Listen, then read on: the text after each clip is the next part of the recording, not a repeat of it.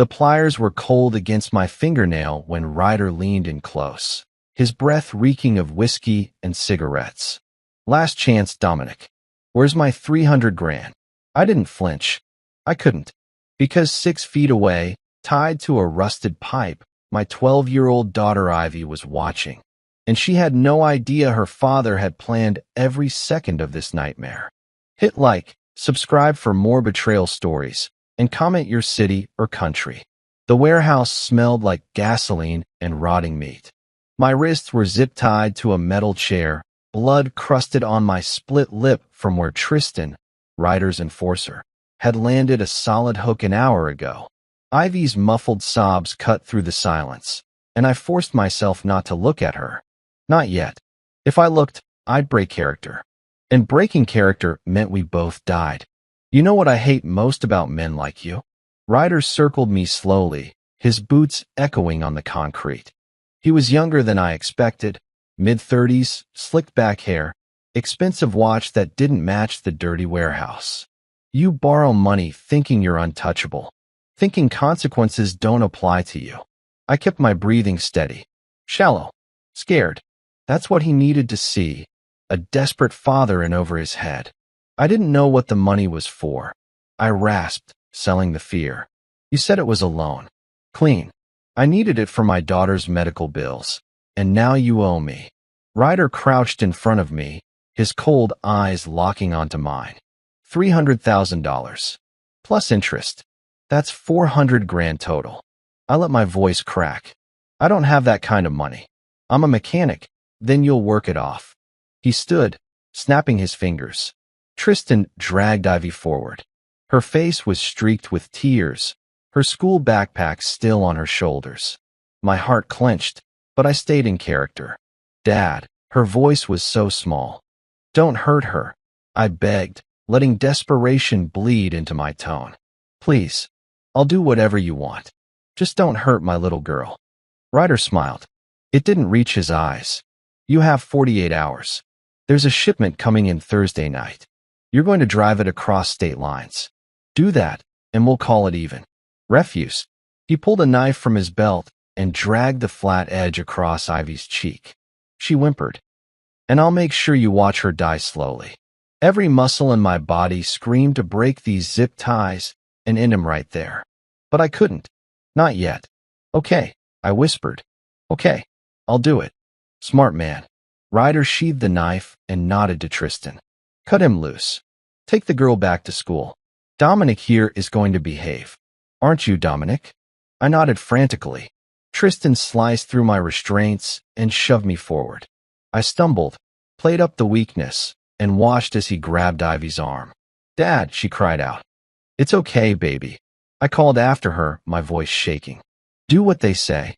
I'll fix this. I promise. The door slammed shut behind them. Ryder lit a cigarette, studying me through the smoke. You look like you've been in a fight before. I froze. Your hands, he continued, pointing with the cigarette. Calluses in weird places. Not from turning wrenches. And the way you didn't flinch when Tristan hit you. He took a long drag. Most men would have been crying by now.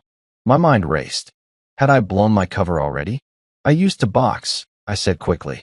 Years ago, before Ivy was born. That's why I needed the money, medical bills from an old injury that came back.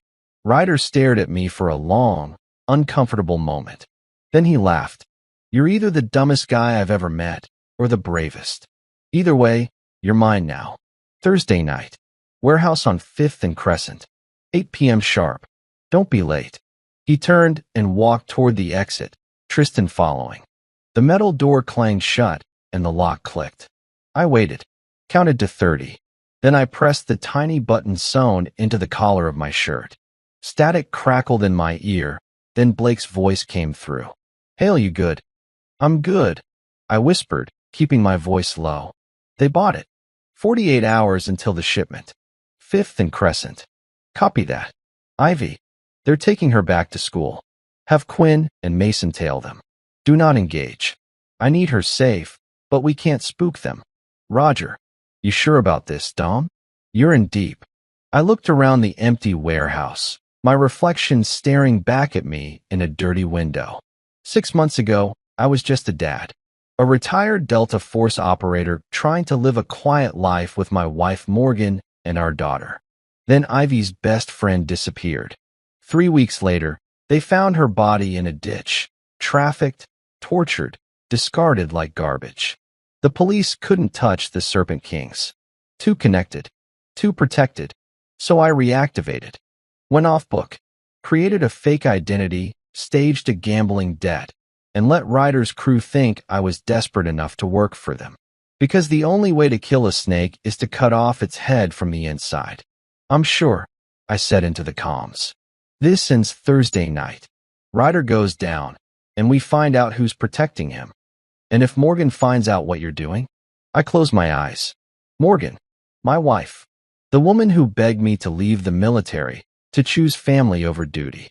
I'd promised her I was done, that I'd never go back. I'd lied. She won't, I said quietly. She can't. Not until this is over. All right. Extraction team is standing by if things go south. Stay sharp, Hale. The comms went silent. I stood up, testing my legs, and walked toward the door. Ryder had left it unlocked, a power move. He wanted me to walk out, to feel like I had a choice. I pushed through the door into the blinding afternoon sunlight and pulled out my civilian phone. 3 missed calls from Morgan. 2 voicemails. I hit play. Dom, where are you? Ivy's school called. She missed third period. Call me back. My stomach dropped. Second voicemail. Her voice was panicked now. Dominic, I swear to God if you don't answer your phone right now. Ivy just texted me. She said men grabbed her outside school. What the hell is going on? I dialed her number, my hands shaking for real this time. She picked up on the first ring. Where is she? She's safe? I said quickly. Morgan, listen to me. Safe? She texted me that men in a black van took her. Dominic, what did you do? I couldn't tell her. Not yet. If Morgan knew I was back in the field, she'd pull Ivy out of school, go to the police, blow the entire operation. It's handled, I said, forcing calm into my voice. Some guys from my old job needed me to consult on something. Ivy got caught up in it by accident, but she's fine. They're taking her back to school right now. Silence. Then, ice cold. You promised me you were done. I am done. Don't lie to me, Dominic. The line went dead. I stood there, phone pressed to my ear, the dial tone mocking me. I just lied to my wife. Endangered my daughter. All to catch a monster. And in 48 hours, I'd either save them both or lose everything. My phone buzzed. A text from an unknown number. Tick-tock, Dominic. Thursday night. Don't disappoint me. I stared at the message, then deleted it. Ryder thought he had me trapped. He had no idea he was already a dead man walking. I drove home in silence, my knuckles white on the steering wheel. The sun was setting over the suburban sprawl, rows of cookie-cutter houses with manicured lawns and 2-car garages. Normal lives. Safe lives. Everything I'd promised Morgan we'd have when I left the teams 3 years ago.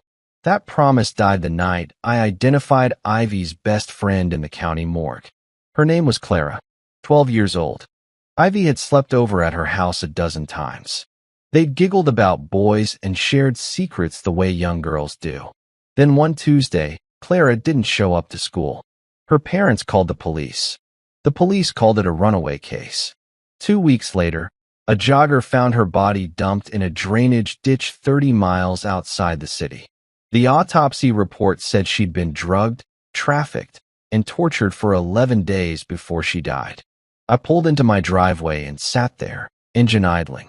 Through the kitchen window, I could see Morgan pacing, phone pressed to her ear. She was furious, terrified, and I was about to lie to her face again. I killed the engine and walked inside. She turned the moment I opened the door, her green eyes blazing. Where is she? On her way back from school, I said calmly. Blake's team is escorting her. She'll be here in 20 minutes. Blake. Her voice went cold. Captain Blake? Your old handler. I didn't answer. Morgan crossed the room in 3 strides and shoved me hard in the chest. You told me you were done. You looked me in the eyes 6 months ago and swore you were never going back. I'm not back, I lied. Blake called me in for a consult. Some gang intel. It's nothing, nothing. She was shaking now. Men took our daughter, Dominic. How is that nothing? I reached for her, but she pulled away. Morgan, listen, no. You listen. Her voice cracked. When you retired, you promised me we'd be a family. That Ivy would grow up with a father who came home every night. Not a ghost who disappears for months at a time on classified missions you can't talk about. You promised. Guilt twisted in my chest like a knife. She was right. I had promised. But how could I explain that Clara's death had broken something in me? That every time I looked at Ivy, I saw Clara's face in that morgue? That the only way I could sleep at night was knowing I was doing something to stop the monsters who did this? I kept that promise, I said quietly. This is a one-time thing. Blake needed my expertise on a trafficking ring. I'm not back in the field. I'm just helping from the sidelines. Her laugh was bitter. You're a terrible liar. Before I could respond, headlights swept across the living room.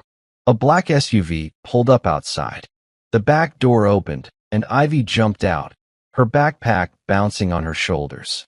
She looked small, fragile. Morgan pushed past me and ran outside. I followed, watching as she swept Ivy into her arms, inspecting her for injuries. I'm okay, Mom, Ivy mumbled, her face buried in Morgan's shoulder. They didn't hurt me. They just drove me around for a while, then dropped me at school. Morgan shot me a look over Ivy's head, a look that said we're not done talking. I nodded. Mason stepped out of the driver's seat, his expression neutral. He was in his late 30s, built like a linebacker, with a scar running down his left cheek. He'd been on my team for 5 years before I retired. Now he was Blake's second in command. All clear, he said quietly. No tail. They bought the story. Good. I glanced at Morgan, who was guiding Ivy toward the house. Give us 10 minutes. Then we debrief. Mason nodded and got back in the SUV. I followed Morgan and Ivy inside, bracing for the fight I knew was coming. But Morgan surprised me. She didn't yell, didn't throw anything. She just tucked Ivy into bed, kissed her forehead, and walked back downstairs in silence. I was waiting in the kitchen when she came in. She poured herself a glass of wine, drank half of it, then set the glass down hard on the counter. How long? She asked. How long what? Don't. Her voice was steel. How long have you been lying to me? I exhaled slowly. 6 months. Her face went pale. 6 months. You've been running operations for 6 months and didn't tell me. It's not like that. Then what is it like, Dominic? She stepped closer, her voice rising. Because from where I'm standing, it looks like you went back to the one thing you promised you'd never do again. And you dragged our daughter into it. I didn't drag her into anything. My own voice was sharp now. Ryder's gang grabbed her to pressure me. I didn't plan that. But you planned everything else.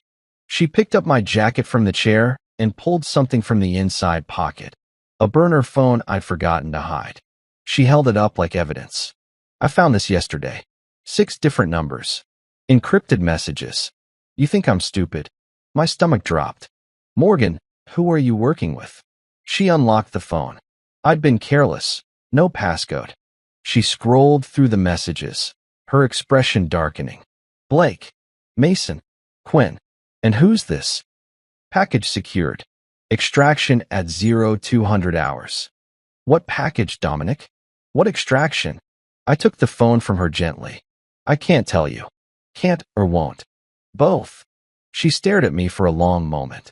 Then she turned and walked to the sink, gripping the edge like she was holding herself together. When she spoke again, her voice was barely a whisper. Clara's death destroyed you. I know that. But you can't bring her back by playing hero. I'm not playing hero, I said. I'm stopping the people who killed her. She turned, tears streaming down her face. At what cost? Ivy almost died today because of you. What happens when they figure out who you really are? What happens when they come for us? They won't. You don't know that. I do. I stepped closer, my voice firm. Because in 48 hours, this is over. Ryder goes down. His whole operation collapses. And I walk away for good. She searched my eyes, looking for the truth. Promise me. I promise. No. She shook her head. Not like the last time. This time, I want the truth. Promise me that after Thursday night, you're done. No more missions. No more lies. Just us. I hesitated. Because the truth was, I didn't know if I could keep that promise. The world was full of men like Ryder. Monsters who hurt children. And I was good at stopping them. Maybe the best. But then I looked at Morgan, at the woman who'd stood by me through 3 deployments, 2 combat injuries, and a year of PTSD therapy. The woman who'd given me a reason to leave the teams in the first place. I promise, I said. After Thursday night, I'm done. She nodded slowly, wiping her eyes. I'll hold you to that. A knock at the door interrupted us. Mason was back, his expression urgent. We've got a problem. I followed him outside. Morgan stayed in the doorway, arms crossed, watching. What is it? I asked. Mason handed me a tablet. On the screen was surveillance footage from outside Ivy's school, grainy, black and white, time-stamped from this afternoon. It showed Tristan grabbing Ivy, but that wasn't what made my blood run cold. In the background, partially obscured by a parked car, was a man in a suit. He was watching, taking photos. Who is he? I asked. We don't know yet, Mason said. But Quinn ran facial recognition. He's federal. My heart sank. FBI. Worse. DOJ. His name's Victor Kane, special agent in charge of the Organized Crime Task Force. The name hit me like a freight train. Victor Kane. I knew that name. He'd been tangentially involved in a case I'd worked 5 years ago, a corruption investigation into federal agents protecting cartel operations. The investigation was shut down before we could finish it. Why is he watching Ryder's crew? I asked. Mason's expression was grim. That's the problem. We think he's not watching them. We think he's protecting them. I stared at the screen, my mind racing. If Victor was involved, this operation just became 10 times more dangerous. Because we weren't just taking down a gang. We were taking down a federal agent. And federal agents had resources, connections, ways to make people disappear. Morgan's voice cut through the night. Dominic. Who is that man? I turned to see her standing in the doorway, her face pale. She'd seen the tablet screen. Nobody, I said quickly. Just a complication. But her eyes told me she didn't believe me. And for the first time in 6 months, I wondered if I'd made a terrible mistake. Because Ryder wasn't the real enemy. Victor Kane was. The next morning, I woke up to an empty bed. Morgan's side was cold. She'd been gone for hours. I checked my phone. No messages. No missed calls. Just silence. Downstairs, Ivy was eating cereal at the kitchen table, still in her pajamas. She looked up when I walked in, her eyes cautious. Mom left early, she said quietly. She didn't say where. Panic flared in my chest. Did she seem upset? Ivy shrugged, pushing her cereal around the bowl. She's been upset since yesterday. Dad, what's going on? Who were those men? I sat down across from her, choosing my words carefully. Some bad people thought I owed them money. It was a misunderstanding. I'm fixing it. Are we in danger?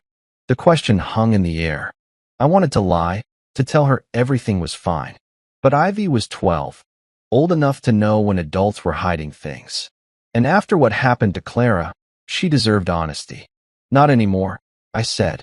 I promise you, sweetheart, by Friday morning this will all be over. We'll be safe. She studied my face, then nodded slowly. Okay, I trust you. Those 3 words nearly broke me. I trust you. The same words Clara probably said to her parents before she disappeared. My burner phone buzzed. A text from Mason. Morgan showed up at the safe house. Blake's talking to her now. You need to get here. I stood up, grabbing my keys. Ivy, I need you to stay home today. Don't answer the door for anyone except me or Mom. Understand. But it's Wednesday. I have school, not today. My tone was firm. Lock the doors after I leave. If anything feels wrong, you call 911 first, then call me. Her eyes widened. Dad, you're scaring me. I knelt down, taking her hands. I know. And I'm sorry. But I need you to be brave for one more day. Can you do that? She nodded, blinking back tears. I kissed her forehead and headed for the door, my mind racing. Morgan had gone to Blake. She knew where the safe house was. I'd mentioned it once, years ago, thinking I'd never need it again. If she was there now, demanding answers, this whole operation could unravel. The safe house was a nondescript apartment building 20 minutes across town. I parked in the underground garage and took the service elevator to the third floor. Mason was waiting outside apartment 3C, his expression grim. She's been here for an hour, he said. Blake tried to send her home, but she's not leaving until she talks to you. I pushed past him and opened the door. Morgan was sitting on the couch, arms crossed, her face a mask of controlled fury. Blake stood by the window, looking uncomfortable. Quinn, our tech specialist, a wiry guy in his 20s with glasses, was hunched over a laptop in the corner, pretending not to listen. Morgan, I started. Don't. She stood up, her voice ice. Don't you dare try to explain this away. Blake told me everything. I shot Blake a look. He raised his hands defensively. She gave me no choice, Dom. She threatened to go to the FBI. Morgan laughed bitterly. The FBI? Right. Because that would help, wouldn't it? Considering one of them is working with the gang. My blood ran cold. Blake told you about Victor? He didn't have to. She pulled out her phone and showed me the screen. It was the surveillance photo from yesterday. Victor Kane watching Ryder's men grab Ivy. I took your tablet last night after you fell asleep. Ran my own research. Victor Kane, DOJ, 15 years of service. Decorated, respected, and apparently corrupt. I closed my eyes. Of course she'd investigated. Morgan was a lawyer. Digging through evidence was what she did for a living. You shouldn't have done that, I said quietly. You shouldn't have lied to me for 6 months. Her voice cracked. Clara's death broke you. I get that. I loved her too. She was like a second daughter. But this. She gestured around the safe house. This isn't grief, Dominic. This is obsession. You're risking our family to play vigilante. I'm not playing anything. I stepped closer, my voice low. Ryder's gang has trafficked over 40 girls in the past year. 40. And Victor Kane has been protecting them, burying investigations, making evidence disappear. If I don't stop this, it never stops. Then let someone else do it. Tears streamed down her face now. You're not Delta Force anymore. You're a father, a husband. That should be enough. It's not enough when girls like Clara keep dying. The words came out harsher than I intended. Morgan flinched like I'd slapped her. Blake cleared his throat. Maybe we should give you two some privacy. No. Morgan turned to him. I want answers. You reactivated him. You brought him back into this nightmare. What? Blake hesitated, then sighed. Because he's the best. When Clara's case went cold, we started looking into similar disappearances. Found a pattern. Young girls. Suburban neighborhoods. All connected to the Serpent Kings. We needed someone who could go deep undercover.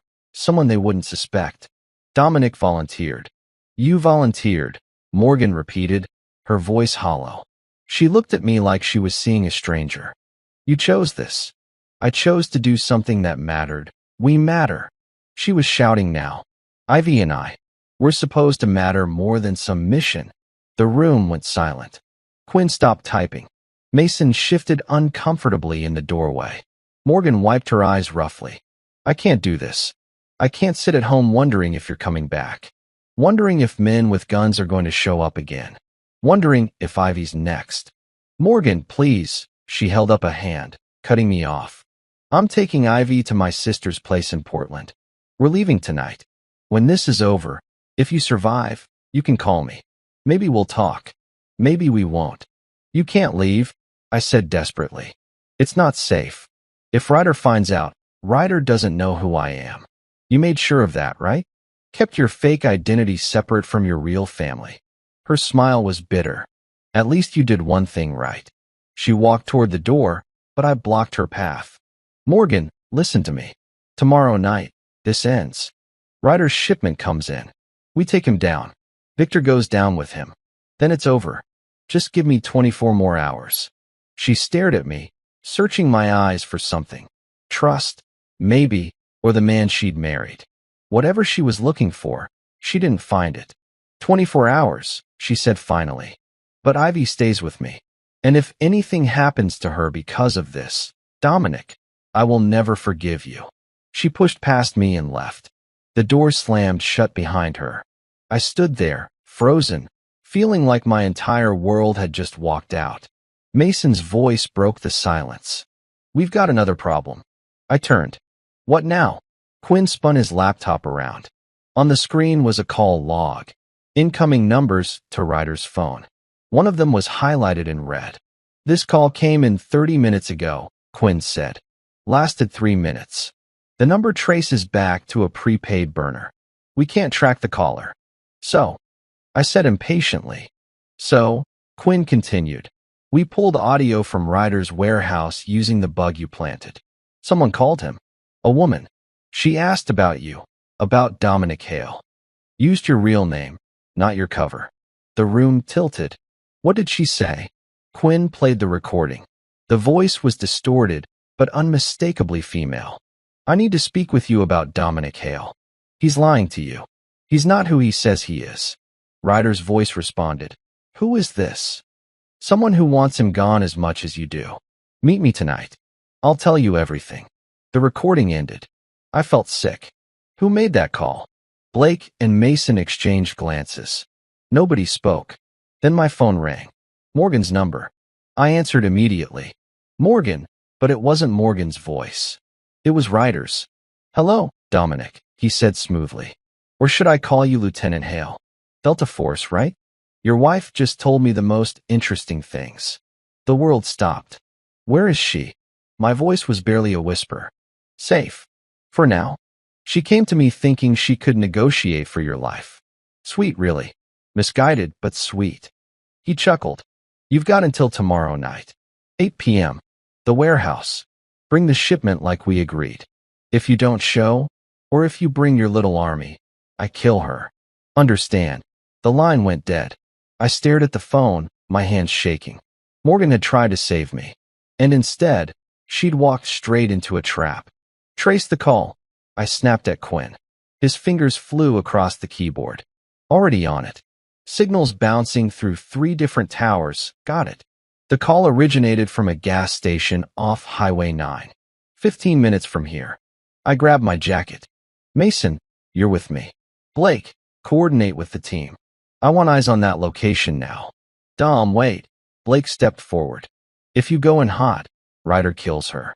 We need a plan. The plan is I get my wife back. I headed for the door. By doing exactly what he wants. Blake's voice was sharp. He's baiting you. This is interrogation 101. Separate the target from their support.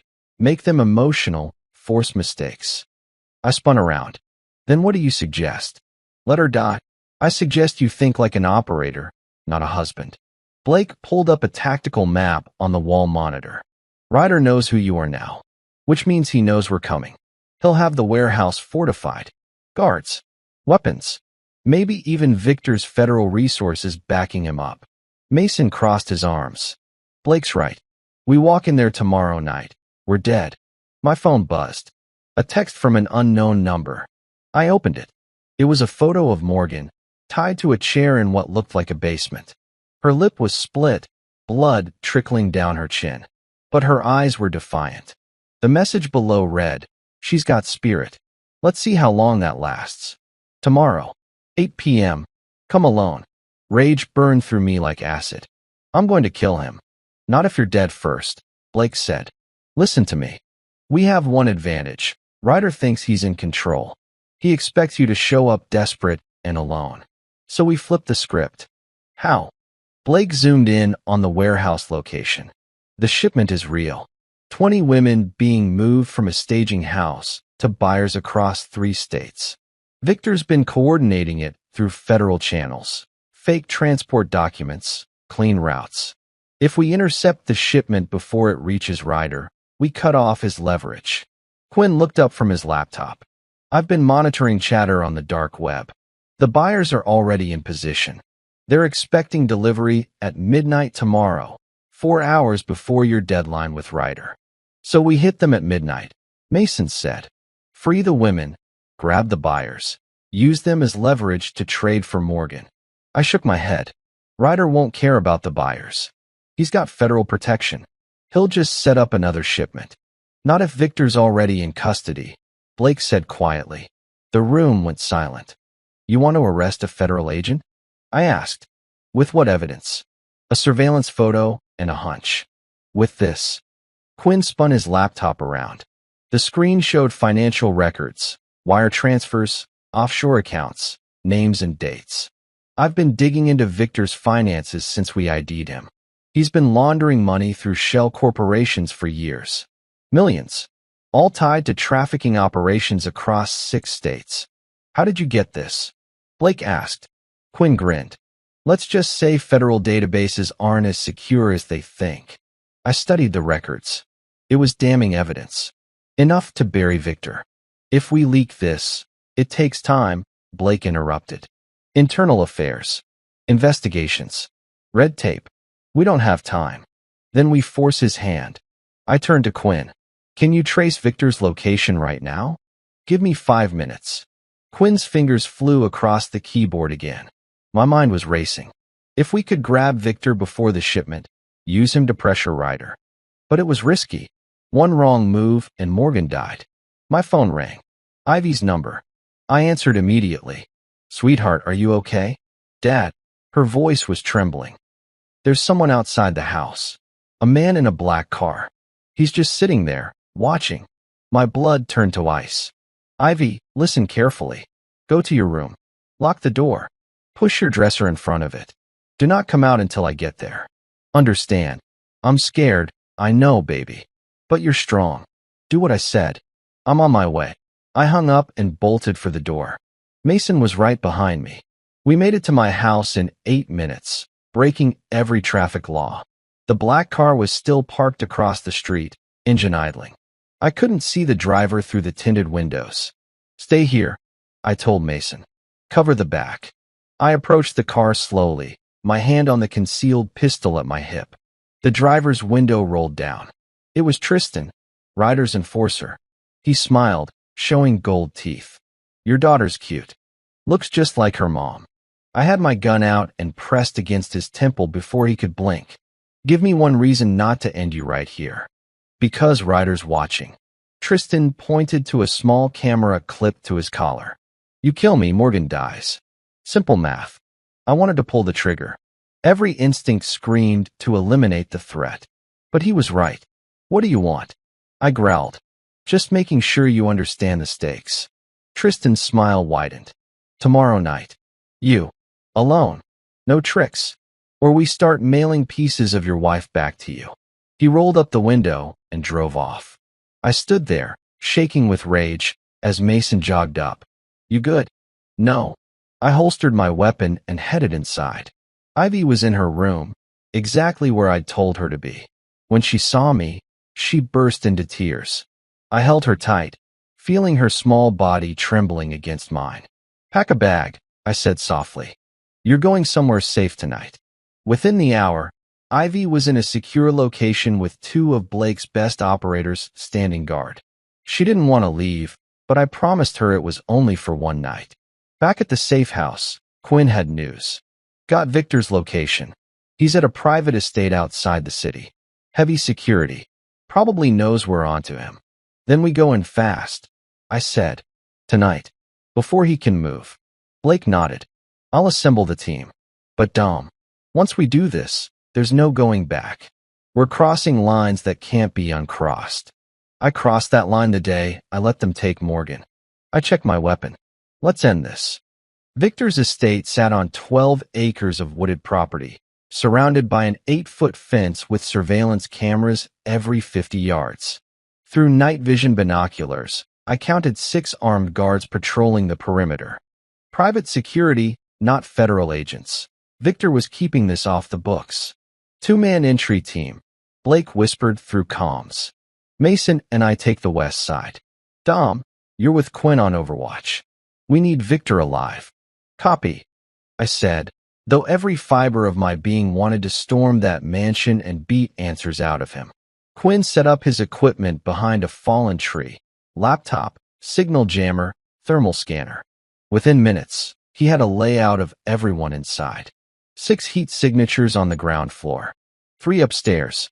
1 in the basement. Which one's Victor? I asked. Second floor, northwest corner. Looks like an office. Blake and Mason moved through the shadows like ghosts.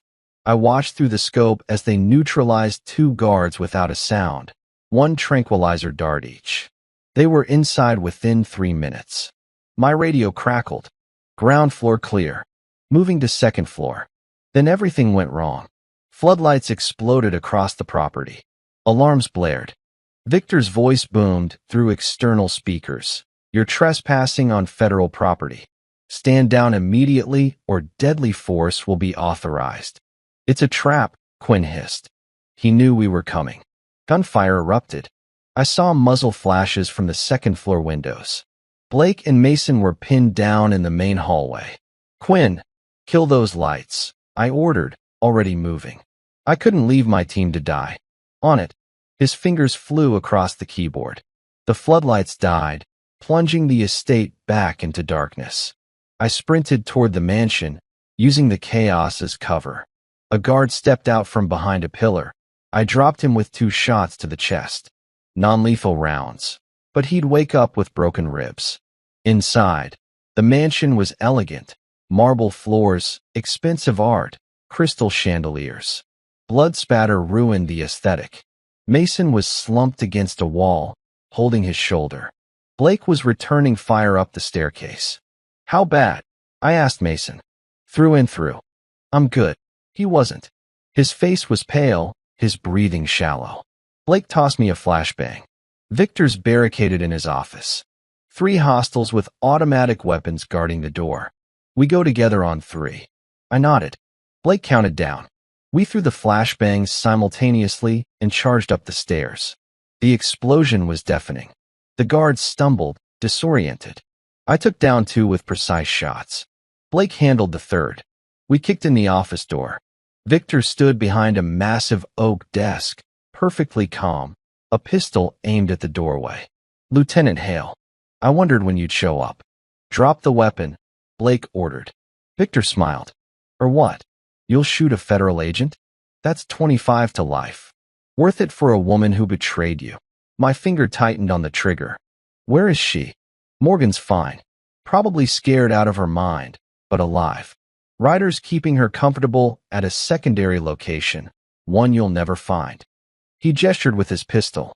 Here's how this works. You walk away now, and maybe I let her live. You arrest me, and she dies screaming. We have your financial records, I said. Every wire transfer. Every shell company. You're done, Victor. His smile faltered. Bluffing won't save you. Quinn's voice came through my earpiece. Dom, I'm sending it now. Victor's phone buzzed. He glanced at the screen. His face went white. Quinn had sent him copies of his own illegal transactions. Proof we had everything. You have 2 choices, I said calmly. Tell us where Morgan is, or spend the rest of your life in federal prison watching your reputation burn. Victor lowered his weapon slowly. You don't understand. Ryder's operation isn't just trafficking. It's funding something bigger. Arms deals. Terrorism. People I can't touch. If I talk, I'm dead. Then die with honor, Blake said. Help us stop it. For a long moment, Victor stared at us. Then his shoulders sagged. She's at an industrial park on Riverside Drive. Warehouse 7. But you're already too late. Ryder moved up the timeline. The shipment leaves in 2 hours. My blood ran cold. That's 4 hours early. He knows you're coming. Victor set his gun on the desk. The moment I don't check in, he kills Morgan and disappears. You played right into his hands. I looked at Blake. We'd spent so much time hunting Victor, we'd given Ryder exactly what he needed. Time to adjust his plans. Secure him, I told Blake. I'm going after Morgan. Dom, wait. Blake started, but I was already running. Quinn met me at the vehicle, laptop in hand. I pulled traffic cam footage near Riverside. 3 trucks arrived at warehouse 7 an hour ago. Heavy security. How many men? At least a dozen. Armed. This isn't some low-level crew. These are professionals. I started the engine. Then it's a fair fight. You'll die, Quinn said flatly. Probably. I threw the vehicle in gear. But Morgan doesn't. Riverside Industrial Park was a graveyard of abandoned factories and rusted equipment. Warehouse 7 was the largest, a 3-story concrete structure with no windows and a single reinforced door. I parked a block away and approached on foot, using shadows and debris for cover. Through a crack in the door, I could see the interior, rows of shipping containers, armed guards, and in the center, Morgan tied to a chair under a spotlight. Her face was bruised but defiant. Ryder stood beside her, checking his watch. Where is he? Ryder muttered to Tristan. Dominic should be here by now. Maybe Victor stopped him, Tristan suggested. Doubtful. Ryder pulled out a knife. Let's give him some motivation. He grabbed Morgan's hand and pressed the blade against her finger. She screamed. I burst through the door, weapon raised. Let her go. Every gun in the warehouse turned toward me. I was outnumbered 12-1. But I didn't care. Ryder laughed. You came alone. How noble. Drop your weapon, or I cut her throat. I lowered my gun slowly. You got what you wanted. I'm here. Let her go. Why would I do that? Ryder circled Morgan like a predator. She's leverage. Insurance. As long as I have her, you can't touch me.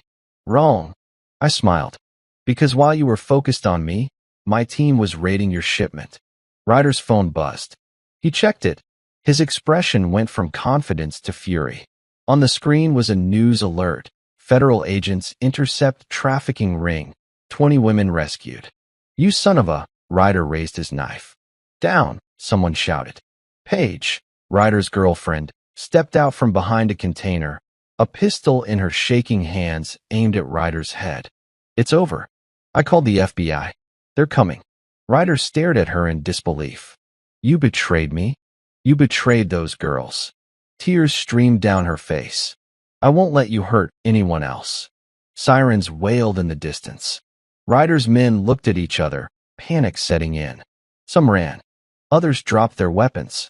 Ryder grabbed Morgan and put the knife to her throat. I walk out of here, or she dies. I met Morgan's eyes. She mouthed 2 words, trust me. Then she drove her elbow into Ryder's ribs and dropped low. I fired once. The bullet hit Ryder's shoulder. He collapsed, screaming. FBI agents swarmed the warehouse. Ryder and his remaining men were arrested. Paige was led away, crying but free. I cut Morgan loose. She fell into my arms, sobbing. You came. Always, I whispered. Always. The FBI agents separated us immediately. Standard procedure. Isolated interrogations to verify stories matched. I sat in a windowless room at their field office, watching a female agent named Harper review her notes. Let me understand this, she said. You're a retired Delta Force operator who went undercover without authorization to infiltrate a trafficking ring. You assaulted a federal agent. Victor Kane is corrupt, I interrupted. Check his financials. Quinn sent you everything. We're aware. Harper's expression was unreadable. Kane's in custody. So is Ryder. 23 women were rescued from that shipment. You did good work, Lieutenant. Unauthorized, illegal, and reckless, but effective. Where's my wife? Medical evaluation. She's asking for you. Harper closed her folder. Here's the situation. Officially, you broke about 15 federal laws tonight. Unofficially, you stopped something that's been operating for 3 years. My superiors are debating whether to prosecute or pin a medal on you. I don't want a medal. I want to go home. She studied me for a long moment. Victor's talking. Says the operation goes deeper than Ryder. International networks. Political connections. If even half of what he's saying is true, we need someone who knows the players. Someone who can identify faces, locations, patterns. I'm out, I said firmly. I made a promise to my wife. I understand. But think about Clara. Think about the other girls still out there. Harper slid a photo across the table. It showed a young girl, maybe 13, with terrified eyes. This is Violet. Missing 3 days ago from Portland. We think she's in the pipeline. If we don't move fast, stop. I couldn't look at the photo. Find someone else. Harper gathered her papers. You're free to go, but if you change your mind, call me. She handed me a card and left. I found Morgan in a medical bay, a blanket wrapped around her shoulders. Her face was bruised, her wrists bandaged from the zip ties. When she saw me, she stood up and walked straight into my arms. It's over, I whispered into her hair. It's really over. She pulled back, searching my eyes. Is it? Or is there another mission waiting? Another girl who needs saving? I thought about Violet's photo, about the networks Harper mentioned, about how many monsters were still out there. No, I said. I choose you. I choose us. We drove home in silence. Dawn was breaking over the city, painting the sky in shades of orange and pink. Normal people were waking up, making coffee, starting their day. We'd been awake for 36 hours, covered in blood and trauma.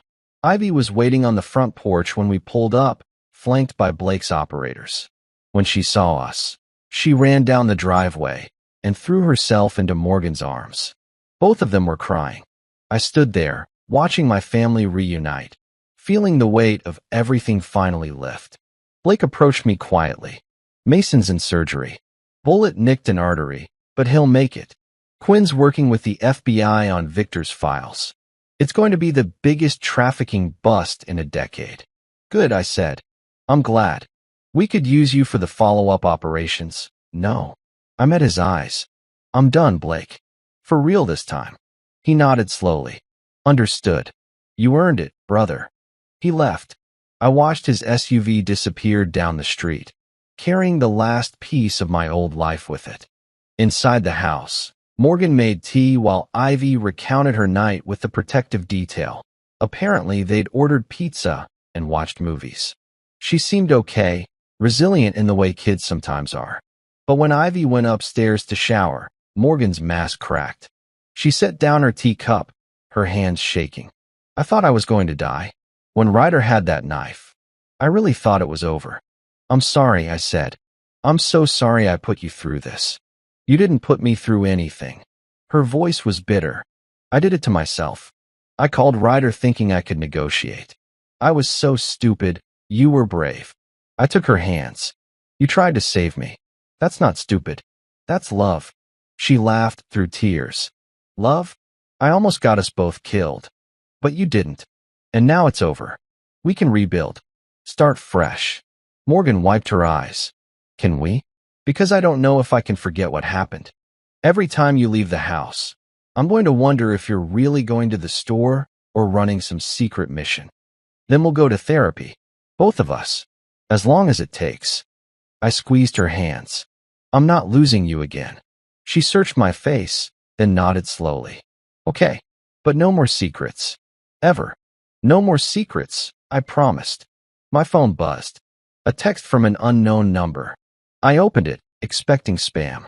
It was a photo of Paige, Ryder's ex-girlfriend who'd helped us. She was standing outside a courthouse, smiling for the first time since I'd met her. The caption read, Witness protection approved. Starting over. Thank you. I showed Morgan. She's safe. Good. Morgan leaned her head on my shoulder. At least something good came from all this. We sat there in the quiet morning light, exhausted but together. Outside, the neighborhood was waking up. Kids heading to school. Adults going to work. Normal, beautiful, boring life. Exactly what I wanted.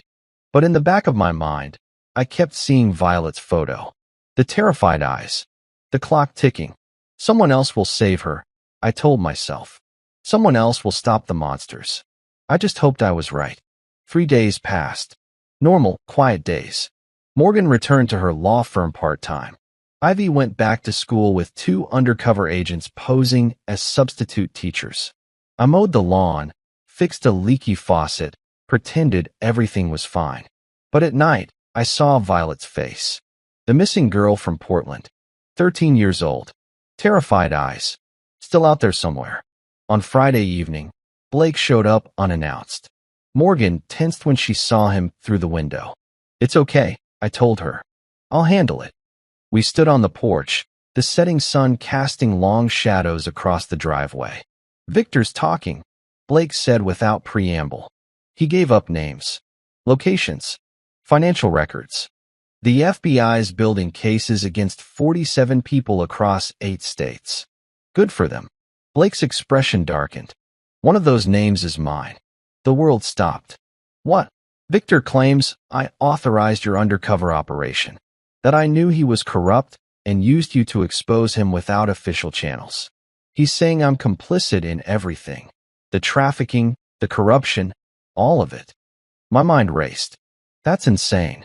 You were helping stop him. I know that. You know that. But Victor's lawyers are spinning it differently. They're arguing I ran an illegal operation to cover up my own involvement. Blake ran a hand through his hair. Internal Affairs is investigating me. They've frozen my accounts, suspended my clearance. If they find anything questionable, I'm done. There's nothing to find, I said firmly. Isn't there? Blake met my eyes. I reactivated you without proper authorization, ran an off-book operation, withheld intelligence from other agencies. On paper, it looks bad, Dom. Morgan opened the front door. How bad? Blake turned to her. 20 years in federal prison bad. If they prosecute. She crossed her arms. Then we testify. Tell them the truth. You were stopping a corrupt agent, not helping him. It's not that simple, Blake said. Victor's claiming he was investigating the trafficking ring undercover. That I interfered with his operation and got innocent people killed. He's got documents, falsified, obviously, showing authorization from the Justice Department. Wait. I felt cold. What do you mean got people killed? Blake pulled out his phone and showed me a news article. The headline read, 2 federal witnesses dead in apparent murder-suicide. I recognized the photos immediately. 2 of Ryder's lieutenants who'd agreed to testify against Victor. Found dead in their holding cells 2 days ago. Victor had them killed, I said. Can't prove it. The official story is one of them smuggled in a weapon, killed the other, then himself. Case closed. Blake's voice was bitter. And now Victor's lawyers are saying those men died because my reckless operation exposed them to danger. Morgan looked between us. This is insane. Victor's the criminal. How is he controlling the narrative? Because he's smart, Blake said. He's been building insurance policies for years. Documents, recordings, evidence planted to make him look like the hero and everyone else look dirty. He knew eventually someone would come after him, so he prepared. I thought about the surveillance photo of Victor watching Ryder's men grab Ivy. About the financial records Quinn had found.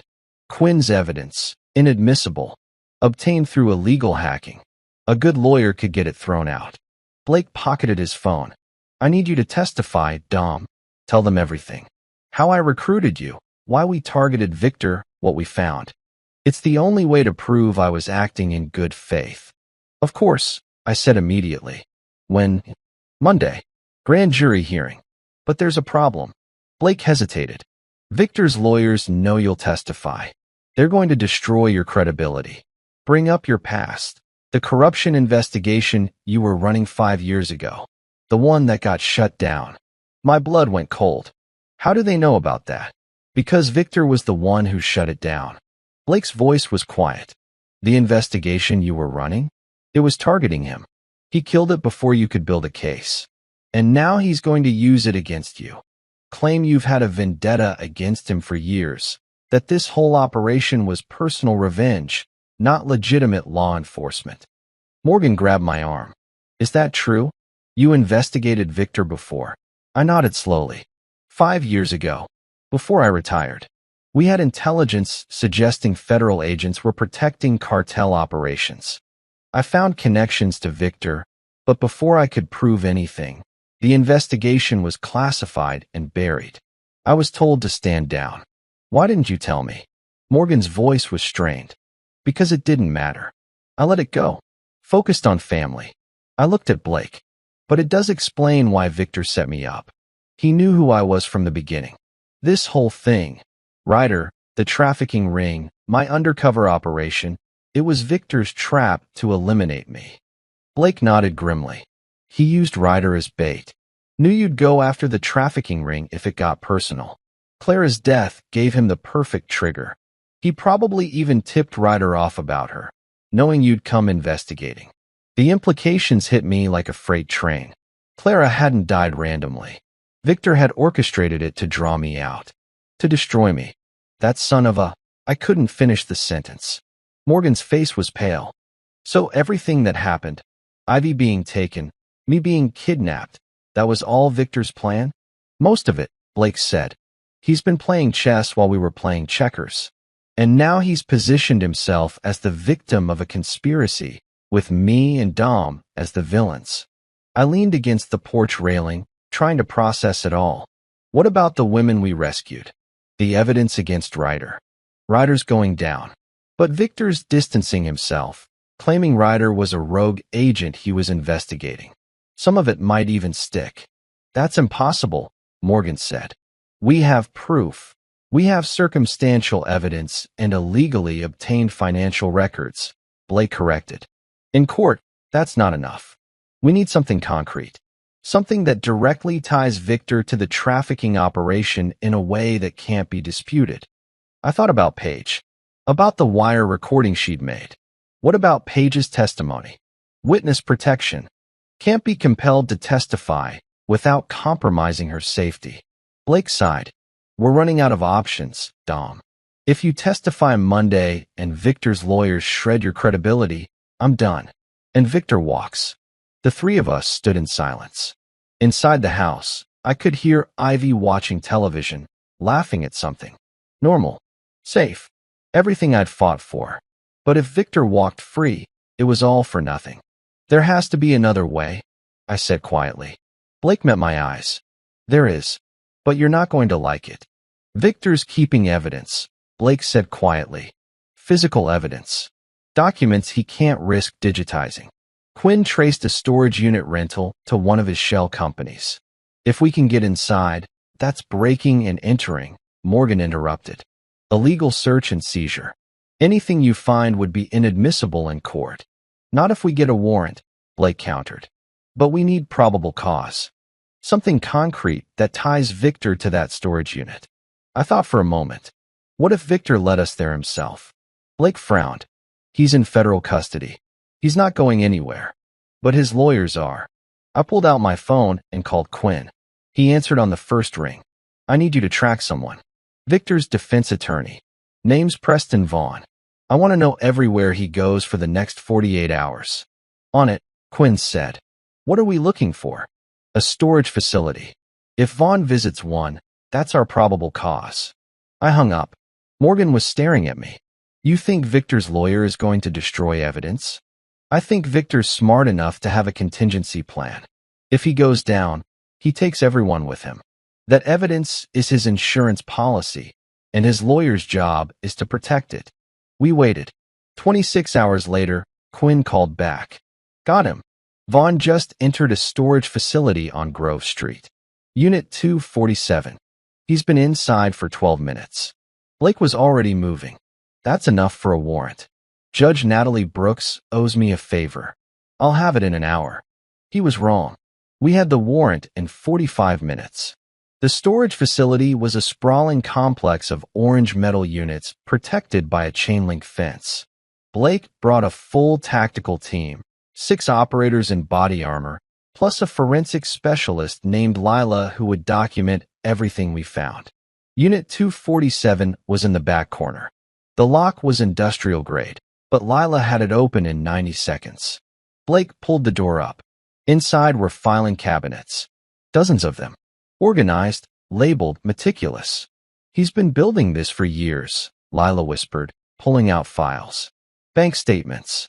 Wire transfers. Photographs of meetings between Victor and known traffickers. Recordings. This is enough to put him away for life. Blake opened another cabinet and froze. Dom, you need to see this. I walked over. Inside was a file labeled with my name. I opened it. Photos of me. Morgan. Ivy. Our house. Ivy's school. Time stamped going back 3 years. long before Clara's death, before I'd even considered coming out of retirement. He's been watching you, Blake said quietly. Planning this. I flipped through more pages. Documents showing Victor had arranged for Clara to be targeted specifically. Orders to Ryder's gang to make it personal, to ensure the case would come to me. A detailed psychological profile predicting exactly how I'd react. He killed Clara to draw me out, I said, my voice hollow. She was 12 years old, and he murdered her just to get to me. Morgan grabbed the file from my hands, reading it. Her face went pale. There's more. He has files on Blake, on Mason, on Quinn, everyone involved in the original corruption investigation 5 years ago. He's been systematically destroying anyone who came after him. Blake's radio crackled. Captain, we've got a problem. Federal agents just pulled up. They're demanding we surrender the warrant and vacate the premises. Blake swore. Victor called in a favor. They're trying to shut us down. Through the open door, I could see 3 black SUVs pulling into the facility. Men in FBI windbreakers stepping out. Leading them was a woman I recognized from news coverage, Deputy Director Amelia Chun. Pack everything, Blake ordered Lila. We're not leaving without this evidence. But before we could move, Amelia was at the door, flanked by 6 agents with weapons drawn. Captain Blake, step away from the evidence. You're interfering with a federal investigation. We have a warrant, Blake started. A warrant obtained under false pretenses, Amelia interrupted. Agent Kane's attorney filed a complaint claiming harassment and illegal surveillance. Your warrant's been vacated. Everything in this unit is now under federal protection. I stepped forward. Deputy Director, that evidence proves Victor Kane orchestrated a trafficking ring that killed 43 girls. You can't protect him. Amelia's expression didn't change. I'm not protecting anyone. I'm following protocol. If you have evidence of wrongdoing, submit it through proper channels. But right now, you're trespassing on federal property. Blake's team looked at him, waiting for orders. For a moment, I thought he might fight, refuse to leave, start a standoff that would end all our careers. Instead, he nodded. Stand down. We're leaving. We walked out empty-handed. Behind us, federal agents entered the storage unit and began loading everything into trucks. He won, Blake said quietly. Victor's going to walk, and there's nothing we can do about it. We drove back in silence. At the safe house, Mason was waiting with news that made everything worse. Victor's being released, he said. His lawyers argued insufficient evidence. Judge granted bail pending trial. He's free. Morgan sank into a chair. How is that possible? Because without the storage unit evidence, we have nothing that will hold up in court, Blake explained. The trafficking victims can't identify Victor specifically. The financial records Quinn found are inadmissible. And Victor's lawyers have successfully painted him as the victim of a vendetta. My phone rang. Unknown number. I answered. Hello, Dominic. Victor's voice was smooth, triumphant. I wanted to thank you personally. By going after me so aggressively, you've given my lawyers everything they needed to discredit the entire case. I'll be fully exonerated by next week. We found your files, I said. We know you killed Clara. Files that are now in federal custody, where they'll be classified and buried. You really thought you could touch me? He laughed. I've been doing this for 15 years. I've survived 5 investigations, 2 internal audits, and a congressional inquiry. You were just another obstacle. I will stop you, I said quietly. No, you won't. Because if you come near me again, I'll have you arrested. And then I'll visit Morgan and Ivy. I know where they live. I know Ivy's schedule. I know everything about you. His voice hardened. Walk away, Lieutenant, or your family pays the price. The line went dead. I stood there, phone in hand, feeling the weight of complete defeat. We'd done everything right, exposed corruption, saved trafficking victims, gathered evidence, and Victor was still winning. What do we do? Morgan asked. Before I could answer, the television in the corner flickered to life. Quinn grabbed the remote, but he hadn't turned it on. The screen showed a video feed, a news broadcast being interrupted. A woman appeared on screen. Young, maybe 25, with dark hair and haunted eyes. She was sitting in what looked like a lawyer's office. "My name is Paige Monroe," she said directly into the camera. "I'm in witness protection because I testified against Ryder Hayes and his trafficking operation. But what the public doesn't know is that Ryder was working for someone else. A federal agent named Victor Kane." The room went silent. Paige continued. "I have recordings. Meetings between Victor and Ryder. Financial transactions. Orders to kidnap specific girls, including Clara Mitchell, who was murdered to target a Delta Force operator named Dominic Hale. I'm releasing everything to the press right now because I'm tired of watching monsters hide behind badges." The broadcast cut to documents, the same documents from Victor's storage unit. Somehow, Paige had copies. She was leaking everything live. Blake's phone exploded with calls. Mason stared at the television in shock. Quinn was already at his laptop, watching the story spread across social media like wildfire. Within minutes, Victor's face was everywhere. News networks picked up the story. Hashtag Victor King corruption was trending. The Deputy Attorney General appeared on television announcing a formal investigation. My phone rang again. "Victor, you did this," he snarled. "You had her leak." "I didn't," I said honestly. "Paige did it herself. You created a victim who refused to stay silent. I'll kill her. I'll kill all of you. Good luck." I smiled. The whole world's watching now. I hung up. Paige's leak ignited a firestorm. Within hours, the Deputy Attorney General announced a special investigation. Victor was arrested again, this time with cameras rolling.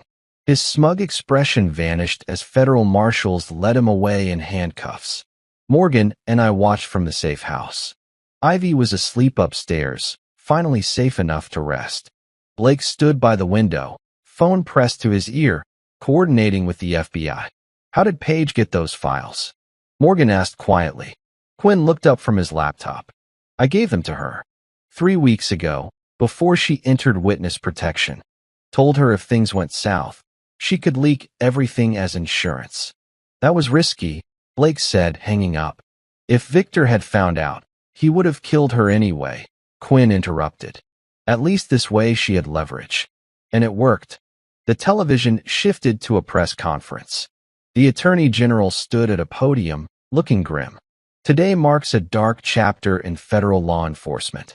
Agent Victor Kane has been charged with 43 counts of human trafficking, conspiracy, murder, and corruption. We will pursue the maximum penalty under the law." A reporter shouted a question. "What about the other agents?" "Victor claims there are more. We're investigating all leads," the Attorney General cut in. "Anyone involved will be held accountable." Blake's phone rang again. He answered, listened, then his face went pale. "Understood. We're on our way." He hung up and turned to us. "Victor's lawyers just filed a motion. They're claiming Paige's leak was orchestrated by us, that we violated her witness protection agreement to manipulate public opinion. Judge is calling an emergency hearing tomorrow morning." "That's insane," Morgan said. "Paige acted independently. Doesn't matter," Blake said. "If the judge believes we compromised witness protection, the entire case against Victor could be thrown out." I stood up. "Then we need Paige to testify. Tell the court exactly what happened." "She's in WITSEC," Quinn reminded me. "Federal marshals won't let her appear without authorization from the Department of Justice. And Victor's lawyers are blocking that authorization." Morgan grabbed her laptop. "Then we go around them. I'll file an emergency petition as Paige's attorney." "You're not her attorney," Blake said. "I am now." Morgan was already typing. "I'm filing pro bono representation papers tonight. If Paige agrees, I can petition the court directly for her appearance. Victor's lawyers can't block that." Quinn pulled up a secure communication channel. "I can reach her through the Marshal Service." "But Dom, if Morgan does this, she's putting herself back in the crosshairs. Victor's lawyers will come after her." I looked at Morgan. "You don't have to do this." She met my eyes. "Yes, I do. Clara deserved better. All those girls deserved better." And I'm tired of letting men like Victor win. By midnight, Morgan had filed the paperwork. By 3 a.m., Page had agreed to representation. By dawn, the court had scheduled an emergency hearing for 9 a.m. We arrived at the courthouse to find news vans lining the street. Protesters held signs, some supporting Victor, claiming government conspiracy, others demanding justice for the victims.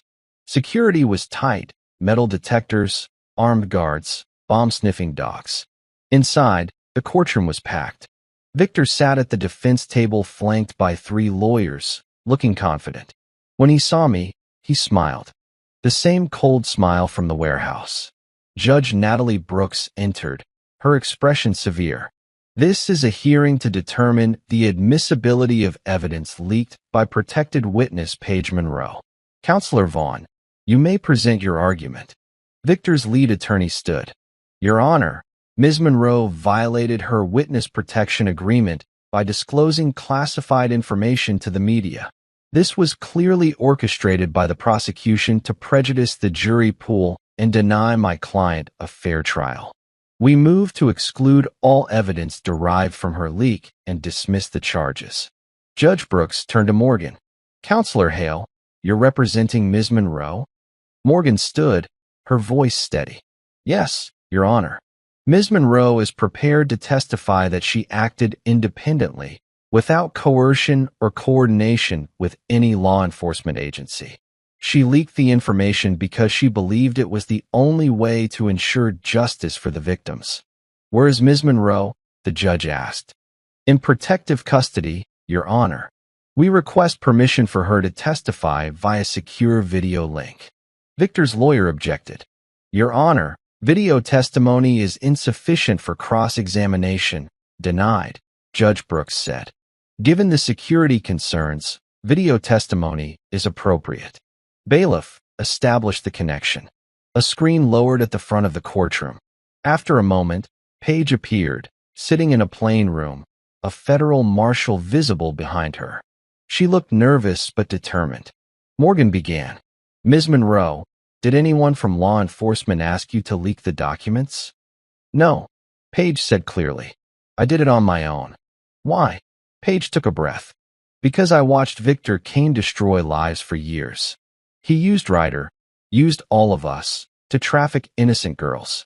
When I went into witness protection, I thought I was safe.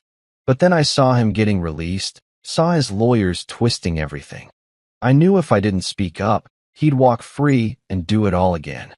Did Lieutenant Hale or Captain Blake instruct you to do this? No. They didn't even know I had copies of the files. Quinn gave them to me as insurance, but the decision to leak was mine alone. Victor's lawyer stood for cross-examination. Ms. Monroe, you've admitted to multiple crimes: theft of classified documents, violation of witness protection terms. Why should we believe anything you say? Page's eyes hardened. Because I have nothing left to lose. Victor took everything from me: my life, my identity, my freedom. The only thing I have left is the truth. And the truth is he's a monster who deserves to rot in prison. The courtroom erupted. Judge Brooks banged her gavel. Order. Victor's lawyer pressed on. You were Ryder's girlfriend. You benefited from his criminal enterprise. I was his prisoner. Page interrupted, her voice breaking. He beat me, threatened to kill me if I left. I helped those girls escape because I knew what it felt like to be trapped. Victor knew what Ryder was doing to me and didn't care. He only cared about his operation. The lawyer tried another angle. The documents you leaked. How do we know they're authentic? Quinn stood up from the gallery. Your Honor, I can verify their authenticity. I'm the one who obtained them from Agent Kane's storage unit before it was seized. Judge Brooks studied Quinn. And you are? Quinn Fletcher, intelligence specialist. I worked with Lieutenant Hale on the undercover operation. Victor's lawyers immediately objected. Your Honor, this witness has admitted to illegal hacking. Enough. Judge Brooks held up a hand. I've heard sufficient testimony. Here's my ruling. Ms. Monroe's leak was unauthorized but not illegal. She acted as a private citizen exercising her First Amendment rights. The evidence she disclosed is admissible.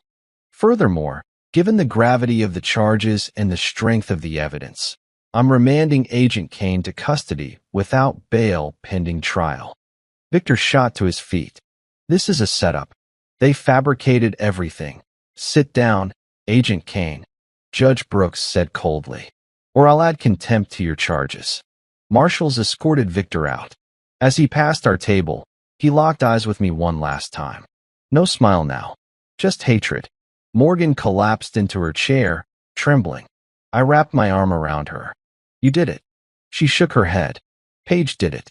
She's the brave one. On the screen, Paige was crying. Is it over? Is he really going to prison? Yes, Morgan said softly. It's over. The trial lasted 6 weeks. Every day, Morgan and I sat in that courtroom watching Victor's empire crumble piece by piece. 43 trafficking victims testified. Paige told her story. Quinn presented the financial evidence. Blake documented the entire undercover operation. The jury deliberated for 4 hours. Guilty on all counts. Judge Natalie Brooks sentenced Victor to life in prison without possibility of parole. You wore a badge, she said, her voice cutting through the silent courtroom. You swore to protect the innocent. Instead, you destroyed them for profit. Society will never forgive you. This court certainly won't. Victor showed no emotion as they led him away. But I saw it in his eyes, the moment he realized he'd finally lost.